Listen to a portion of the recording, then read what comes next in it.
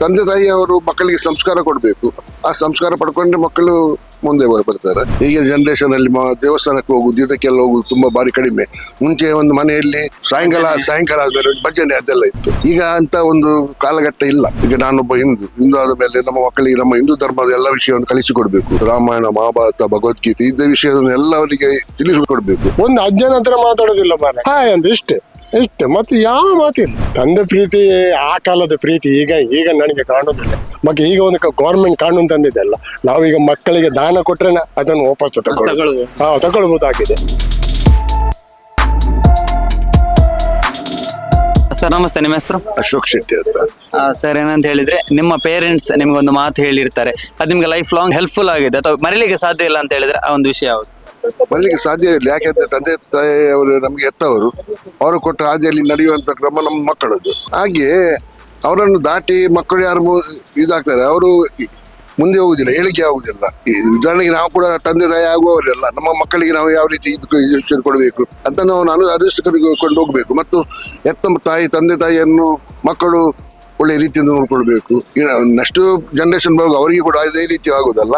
ಹಾಗೆ ಸರ್, ಮೊದ್ಲಿಗೆ ಕಂಪೇರ್ ಮಾಡಿದ್ರೆ ಮೊದಲು ತಂದೆ ತಾಯಿ ಮಾತು ಕೇಳೋದಕ್ಕೆ ಈಗಿನ ಕೇಳೋದಕ್ಕೆ ಏನ್ ಡಿಫ್ರೆನ್ಸ್ ಅಂತ ಅನಿಸ್ತದೆ? ಆಗಿನ ಕಾಲ ಬೆಲೆ ಇತ್ತು, ಈಗಿನ ಕಾಲ ಬೇರೆ ಉಂಟು. ಆಗಿನ ಕಾಲ ಅಂದ್ರೆ ಒಂದು ತಂದೆ ತಾಯಿಗೆ ಮರ್ಯಾದಿತ್ತು. ಈಗ ಅಂದ್ರೆ ಮಕ್ಕಳು ಎಜುಕೇಶನ್ ಮುಂದೆ ಹೋದ ಹಾಗೆ ಅವರು ಕೂಡ ಸ್ವಲ್ಪ ಇದರಲ್ಲಿ ಇರ್ತಾರೆ, ಅವ್ರಿಗೆ ಕೂಡ ಟೈಮ್ ಸಿಗುದಿಲ್ಲ. ಯಾವ ರೀತಿ ಅಂದ್ರೆ ಈಗಿನ ಕಾಲದ ಎಜುಕೇಶನ್ ಮತ್ತು ಇದರಲ್ಲಿ ಡಿಫರೆನ್ಸ್ ತುಂಬಾ ಉಂಟು. ಮುಂಚಿನ ಕಾಲದಲ್ಲಿ ಅಂತ ಎಜುಕೇಶನ್ ಅಂದ್ರೆ ಒಂದು ಕಾಲ ಮಿತಿಯಲ್ಲಿತ್ತು. ಈಗ ಆ ರೀತಿ ಅಲ್ಲ, ಎಜುಕೇಶನ್ ತುಂಬಾ ಮುಂದುವರಿದಿದೆ. ಮತ್ತು ತಂದೆ ತಾಯಿಯವರು ಮಕ್ಕಳಿಗೆ ಸಂಸ್ಕಾರ ಕೊಡಬೇಕು. ಆ ಸಂಸ್ಕಾರ ಪಡ್ಕೊಂಡ್ರೆ ಮಕ್ಕಳು ಮುಂದೆ ಬರ್ತಾರೆ. ಒಂದು ಮಕ್ಕಳಿಗೆ ಸಂಸ್ಕಾರ ಕೊಡೋದು ಎಷ್ಟು ಮುಖ್ಯ ಅಂತ ಅನಿಸ್ತದೆ ಅವರ ಜೀವನಕ್ಕೆ ಅಂತ ಹೇಳಿದ್ರೆ? ಸಂಸ್ಕಾರ ಕೊಡ್ಲೇಬೇಕು ಮಕ್ಕಳಿಗೆ. ಸಂಸ್ಕಾರ ಕೊಡೋದಿದ್ರೆ, ಉದಾಹರಣೆಗೆ ಈಗ ನಾನೊಬ್ಬ ಹಿಂದೂ ಆದ ಮೇಲೆ ನಮ್ಮ ಮಕ್ಕಳಿಗೆ ನಮ್ಮ ಹಿಂದೂ ಧರ್ಮದ ಎಲ್ಲ ವಿಷಯವನ್ನು ಕಲಿಸಿಕೊಡ್ಬೇಕು. ಯಾವುದು ರಾಮಾಯಣ, ಮಹಾಭಾರತ, ಭಗವದ್ಗೀತೆ ಇದ್ದ ವಿಷಯವನ್ನು ಎಲ್ಲ ಅವರಿಗೆ ತಿಳುವಳಿಕೆ ಮಾಡಿಕೊಡ್ಬೇಕು. ಯಾಕೆಂದ್ರೆ ಈಗಿನ ಮಕ್ಕಳು ಅದರಲ್ಲಿ ಮುಂದೆ ಬರುವುದಿಲ್ಲ, ಅವರೆಲ್ಲ ಅವರಿಗೆ ಅದು ಎಲ್ಲ ಗೊತ್ತಾಗುದಿಲ್ಲ.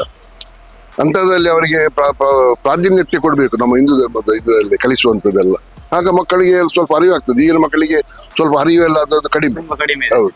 ಹಾಗೆ ನೋಡಿದರೆ ಈಗ ಕೆಲವೊಮ್ಮೆ ಹಬ್ಬಗಳು ಬಂದಾಗ ಮಾತ್ರ ದೇವಸ್ಥಾನಕ್ಕೆ ಹೋಗುದು, ಆ ತರದೇ ನೋಡ್ತಿದ್ವಿ. ಕೆಲವೊಮ್ಮೆ ದೇವಸ್ಥಾನಕ್ಕೆ ಹೋಗಿರಲ್ಲ. ಇದ್ರ ಬಗ್ಗೆ ಹೇಳೋದ್ರೆ ಏನಂತ ಹೇಳ್ತೀರಿ? ಅದೆಷ್ಟು ಈಗಿನ ಯಂಗರ್ ಜನರೇಷನ್ ಆಗಿರ್ಬೋದು. ಅದು ಹಾಗೆ ತುಂಬಾ ಇಂಪಾರ್ಟೆಂಟ್ ನೀವು ಹೇಳಿದ್ರು ಮಾತು.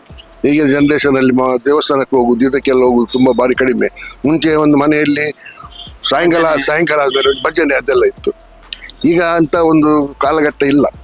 ಯಾಕೋಸ್ಕರ ಇಲ್ಲ ಅಂತ ಆಗಿದೆ? ಮಕ್ಕಳಿಗೆ ಯಾಕೋಸ್ಕರ ಮನಸ್ಸು ಬ್ಯುಸಿ ಆಗಿದ್ದಾರೆ.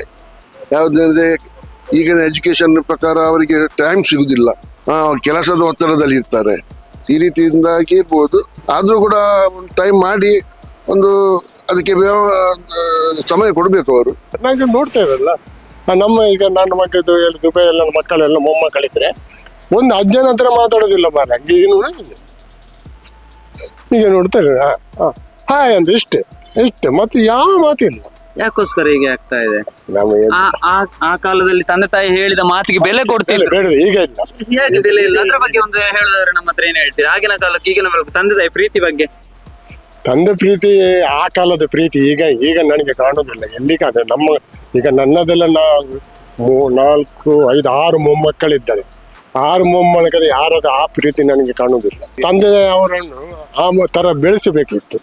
ಅದು ಮೊಬೈಲ್ ಅದು ಕೊಟ್ಟು ಇದು ಕೊಟ್ಟು ಟಿವಿಯಲ್ಲಿ ಅದು ಆಡೋದು ಇದು ಆಡೋದು. ಅವರಿಗೆ ಬೇರೆ ಬೇರೆ ಚಾನಲ್ ತೆಗೆದು ಕೊಡ್ತಾರೆ, ಕೆಲವು ಮನೆಯಲ್ಲಿ ಉಂಟು. ಮೊದ್ಲಿಗೆ ಕಂಪೇರ್ ಮಾಡಿದ್ರೆ ಆಗಿನ ಶಿಸ್ತು ಸಂಸ್ಕಾರ ಈಗಿನ ಶಿಸ್ತು ಸಂಸ್ಕಾರ ಏನ್ ಅನಿಸ್ತದೆ? ಅದು ಮೊದಲುದು ಒಳ್ಳೇದು.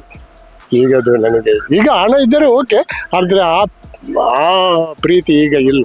ಈಗ SLC PUC ಎಲ್ಲ ಆದ್ರೆ ಮಕ್ಕಳಿಗೆ ಏನು ಜಾಬ್ ಇಲ್ಲ, ದೊಡ್ಡ ಜಾಬ್ ಎಲ್ಲ ಕಲಿಬೇಕು. ಎಷ್ಟು ಲಕ್ಷ ರೂಪಾಯಿ, ಕೋಟಿ ಕಟ್ಟಲೆ ಹಣ ಬೇಕು. ಅಷ್ಟು ಹಣ ಖರ್ಚು ಮಾಡ್ತಾರೆ ತಂದೆ ತಾಯಿ. ಅವ್ರಿಗೆ ಎಂತ ಕೊಡ್ತಾರೆ? ನನಗೆ ಬಾಡಿಗೆ ಕೊಡ್ಲಿಕ್ಕೆ ಹಣ ಇಲ್ಲ, ನನ್ನ ಹೆಂಡತಿಗೆ ಅದು ಗೊತ್ತಿಲ್ಲ, ಇದಕ್ಕಿಲ್ಲ ಅದಕ್ಕಿಲ್ಲ ಅಂತ ಆ ದರ ಹೇಳ್ತಾರೆ. ತಪ್ಪು ಅಂತ ಹೇಳಿದ್ರೆ ನಾವು ಮಕ್ಕಳಿಗೆ ಆಧಾರ ಮಾಡಿ ಇಡಬಾರದು ಅಂತ. ಮತ್ತೆ ಈಗ ಒಂದು ಗೌರ್ಮೆಂಟ್ ಕಾನೂನು ತಂದಿದೆಲ್ಲ, ನಾವೀಗ ಮಕ್ಕಳಿಗೆ ದಾನ ಕೊಟ್ರೆ ಅದನ್ನು ವಾಪಸ್ ತಗೊಳ್ಬಹುದಾಗಿದೆ. ಮಕ್ಕಳನ್ನು ಹಾಕಿದ್ದಾರೆ. ನಮ್ಮ ಬೆಳ್ತಂಗಡಿ ನಮ್ಮ ಕ್ರಿಶ್ಚಿಯನ್ನರು ಆಯ್ತು ಮೊನ್ನೆ. ಏನಂತ ಅನಿಸ್ತದೆ ಅದನ್ನ ನೋಡುವಾಗ ಈಗಿನ ಈಗ ಕರೆಕ್ಟ್ ಅದು ಇದು ಕರೆಕ್ಟ್. ಈಗ ಮಾಡುತ್ತೆ ಕಾನೂನು ಉಂಟಲ್ಲ ಗೌರ್ಮೆಂಟ್, ಮಕ್ಕಳಿಗೆ ಆಸ್ತಿ ಕೊಡಬಾರ್ದು, ಕೊಟ್ಟು ನೀವು ಅವರ ಹೆಸರಿಗೆ ಮಾಡಿದೆ ನಿಮ್ಮ ಮಕ್ಕಳ ಹೆಸರು ಮಾತ್ರ ಅದು ನಿಮ್ಮ ಮಕ್ಕಳು ತಂದೆ ತಾಯಿ ನೋಡಿದ್ರೆ ಅದು ವಾಪಸ್ ತಗೊಳ್ತಾರೆ. ತಕೊಂಡು ಅವರನ್ನು ಹೊರಗೆ ಹಾಕ್ತಾರೆ. ಹೌದು ಹಾ, ಹಾಗೆ. ಹಾಗೆ ಆದ್ರೆ ಒಳ್ಳೇದಾಗ ಅದು ಒಳ್ಳೇದು.